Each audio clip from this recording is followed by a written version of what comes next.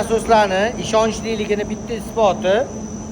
Mana katta kilovati va yoniga kelsa shovqini bor. 7,5 kilovatli nasos.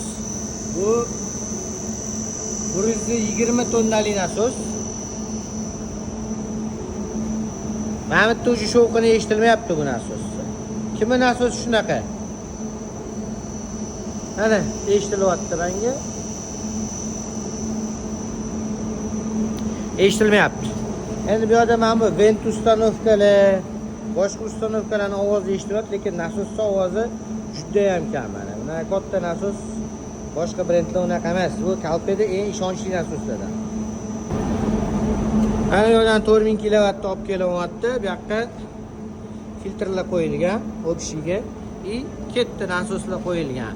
Har bitta nasos har xil joylarga vetkaga ketavergan. Bitta rabochiy, bitta rezervniy. Kalpeda nasoslari ishonchli nasos bo'lgani uchun shunday katta obyektga Kalpeda qo'yishgan.